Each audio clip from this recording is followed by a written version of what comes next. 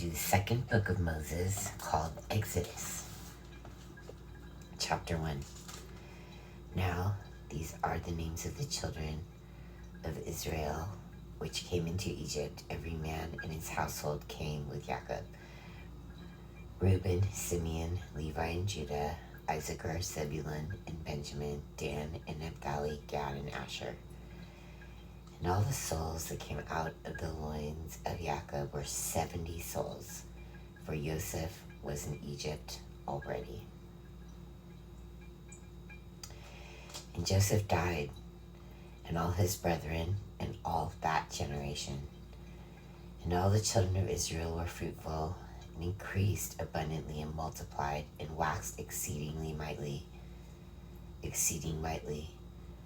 And the land was filled with them. Now there arose up a new king over Egypt, which knew not Joseph. And he said unto his people, Behold, the people of the children of Israel are more and mightier than we.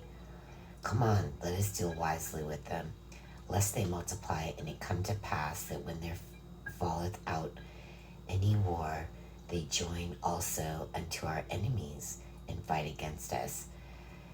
And so get them up out of the land. Therefore they did set over them taskmasters to afflict them with their burdens. And they built for Pharaoh treasure cities, Pithom and Raamses. But the more they afflicted them, the more they multiplied and grew. And they were grieved because of the children of Israel. And the Egyptians made the children of Israel to serve with rigor. And they made their lives bitter with hard bondage, in mortar and in brick and in all manner of service in the field. All their service wherein they made them serve was with rigor. And the king of Egypt spake to the Hebrew midwives, of which the name of the one was Shiphrah, and the name of the other Puah. And he said, When ye do the office of a midwife to the Hebrew women, and see them upon the stools, if it be a son, then ye shall kill him, but if it be a daughter, then she shall live. So he brought in the Jewish midwives and is telling them, if you see any sons born, you are ordered to kill them. But the midwives feared God and did not as the king of Egypt commanded them, but saved the men children alive. And the king of Egypt called for the midwives and said unto them, Why have ye done this thing, and have saved the men's children alive? And the midwives said unto Pharaoh, Because the Hebrew women are not as the Egyptian women, for they are lively, and are delivered ere the midwives come in unto them.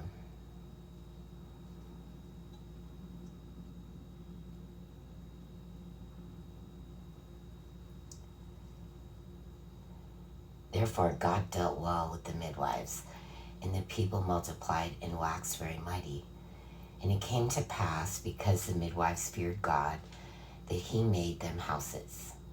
And Pharaoh charged all his people, saying, Every son that is born ye shall cast into the river, and every daughter ye shall save alive. Let's do chapter 2. And there went a man of the house of Levi, and he took to a wife a daughter of Levi. And the woman conceived and bare a son, and when she saw him, that he was a goodly child, she hid him 3 months. And when she could no longer hide him, she took for him an ark of bulrushes, and daubed it with slime and with pitch, and put the child therein. And she laid it in the flags by the river's brink. And the sister stood afar off to wit what would be done to him. And the daughter of Pharaoh came down to wash herself at the river. And her maidens walked along by the riverside, and when she saw the ark among the flags, she sent her maids to fetch it. And when she had opened it, she saw the child, and behold, the babe wept. And she had compassion on him, and said, "This is one of the Hebrews' children." So she knew.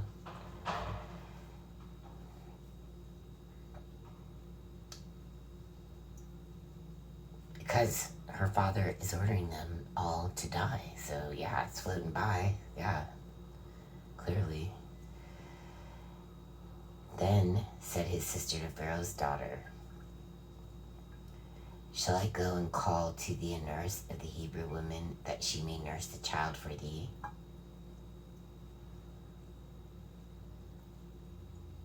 And Pharaoh's daughter said to her, "Go." And the maid went and called the child's mother. So he's telling everybody, you have to kill these males, but even his daughter doesn't listen and finds someone to do the opposite of what he's telling everybody to do, his orders. And Pharaoh's daughter said to her, "Go," and the maid went and called the child's mother. And Pharaoh's daughter said unto her, "Take this child away." You hear that? And Pharaoh's daughter said unto her, "Go," and the maid went and called the child's mother. So she just gave her up 10 minutes ago, 15 minutes ago. And Pharaoh's daughter said unto her, "Take this child away and nurse it for me, and I will give thee thy wages." And the woman took the child and nursed it. So it just told you, it went and called the child's mother. Okay. So she's giving her back the child, and she says she's going to pay for it. Just take care of it. And the child grew, and she brought him unto Pharaoh's daughter, and he became her son. So she just said, "Just nurse it, and it'll become mine." And she called his name Moses. And she said, "Because I drew him out of the water." So Pharaoh's daughter named him this.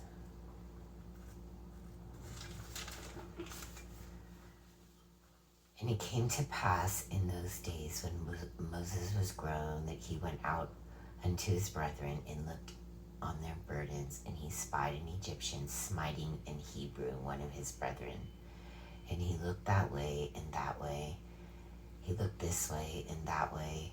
And when he saw that there was no man, he slew the Egyptian and hid him in the sand. And when he went out the second day, behold, 2 men of the Hebrews strove together, and he said to him that did the wrong, "Wherefore smitest thou thy fellow?" And he said, "Who made thee a prince and a judge over us? Intendest thou to kill me as thou killedst the Egyptian?" And Moses feared and said, "Surely this thing is known." Now when Pharaoh heard this thing, he sought to slay Moses. But Moses fled from the face of Pharaoh and dwelt in the land of Midian. And he sat down by a well. Now the priest of Midian had 7 daughters. And they came and drew water and filled the troughs to water their father's flock. And the shepherds came and drove them away. But Moses stood up and helped them and watered their flock. And when they came to Reuel their father, he said, "How is it that ye are come so soon today?" And they said, "An Egyptian delivered us out of the hand of the shepherds, and also drew water enough for us, and watered the flock." And he said unto his daughters, "And where is he? Why is it that ye have left the man? Call him, that he may eat bread." And Moses was content to dwell with the man. And he gave Moses Zipporah his daughter, and she bare him a son. And he called his name Gershom, for he said, "I have been a stranger in a strange land." And it came to pass, so Moses named his son that.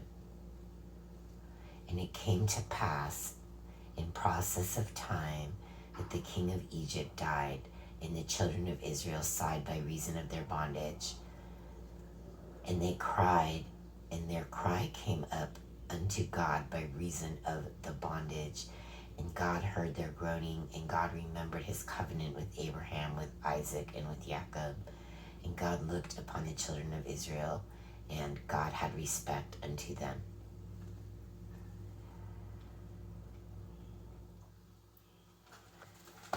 It's getting good.